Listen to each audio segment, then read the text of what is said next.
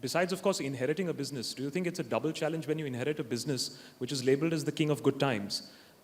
Saying what you said, taking it forward, besides spirits, when you take the business forward, would you, as the inheritor, like to keep the tag king of good times, because when the going is not good, that takes the double amount of beating, as is happening in Kingfisher, saying that these guys say they're the king of good times, but look at them. Yeah, but when the times are good, the times are even better as well.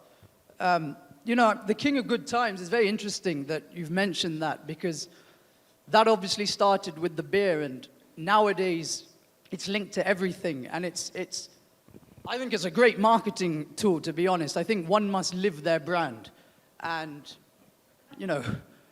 be the king of good times. That's how it is. Richard Branson today is so successful because he lives his brand. He is the virgin brand, albeit he's about as far away from a virgin as you can be. You've got to live your brand, be the king of good times. But as you said, of course, negatively, it's going to be that much more to take as well. But, no, I wouldn't go away from the tag, no.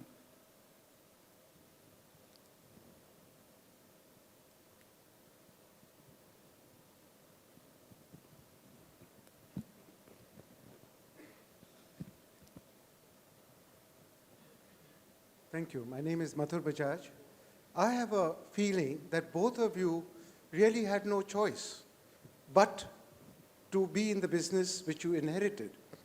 Sidhartha, for example, if you wanted to be an actor, there are two reasons why I think you couldn't have done that. One is being the only son, your responsibility to take your father's business forward, one. And secondly, you were grown in an environment where you couldn't think of any diversification like being an actor. And since I know that family, but I don't know you. You also would agree with me or not, or some other reason for inheriting? Mr. Bajaj, I would actually humbly disagree. So fortunately or unfortunately, I didn't inherit a business, but I did inherit everything else which I needed to set up my own business.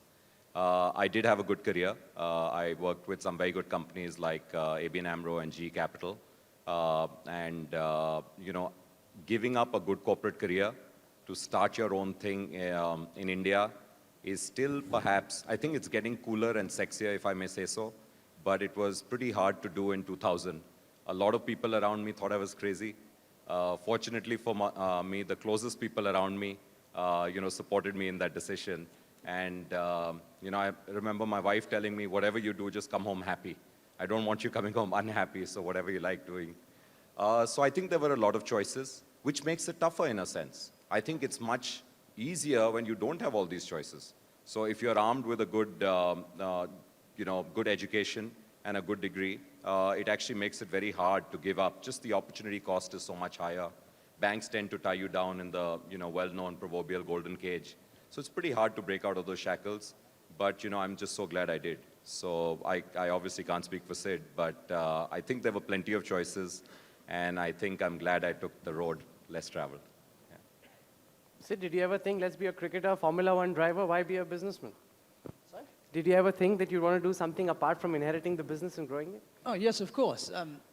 Obviously, as you mentioned, that when you're growing up in a business and being an only child growing up as well, your focus is on your business as well. And that's, I guess, what's sort of embedded into your mind, what you want to do. But my father has always said to me, similar to what your wife said to you, that at the end of the day, I just want to see you happy.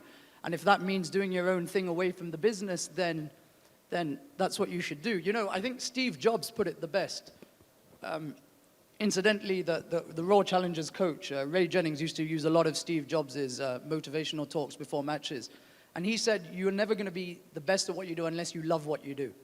And I think that if I ever get to a stage where I'm not loving what I'm doing and I'm only doing it because I happen to be born into the family, then I'm not doing justice to the business nor to myself. And I think that's the stage to, sort of look elsewhere. The gentleman over there.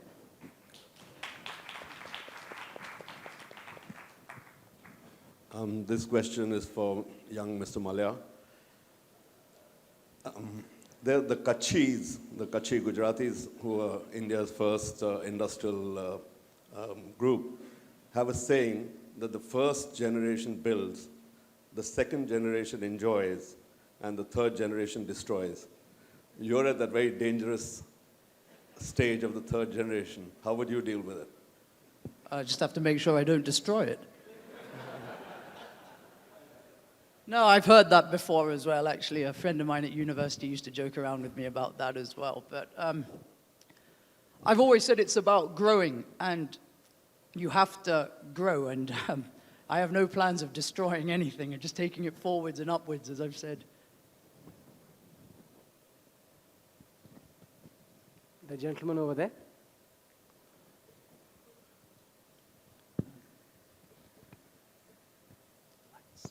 No, if you don't want to destroy, then why don't you take the bull by the horn and take over as the CEO of the Kingfisher Airlines and get Because it I'm- out of the woods? Do for Kingfisher what Rahul Gandhi is being asked to do for the Congress. No, not.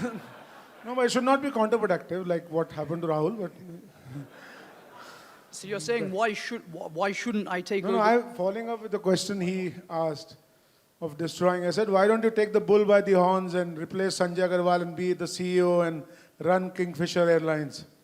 Well, because truth be told, I don't believe I'm qualified to do that. I'm 24 years old, and I'm not going to lie to you.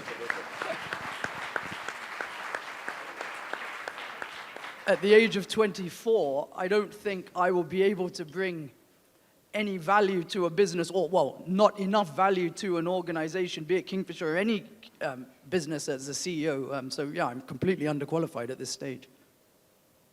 I want to say something, Rahul. So when Sid and I were talking outside, Sid was saying his title is Director of RCB. And we obviously work very closely with his father's airline. And he was saying, I really hope I'm not going to be asked too many questions about the airline. And I said, yeah, it's really not fair.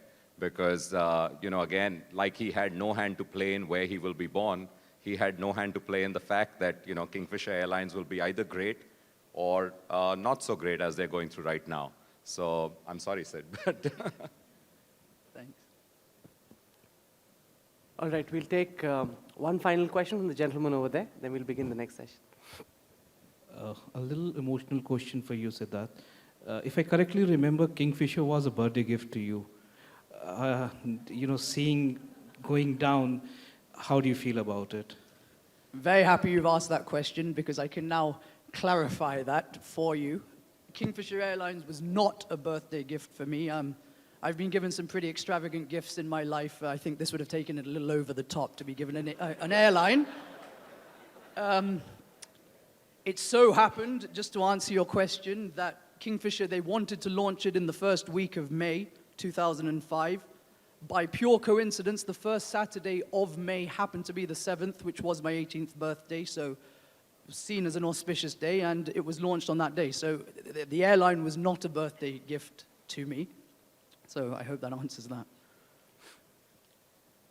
Deep Kalra and Sidhartha Mallya, you've done very well. Thank you very much for joining us on the Next Generation Rapid Fire round here at the India Today Conclave. Thank you very much.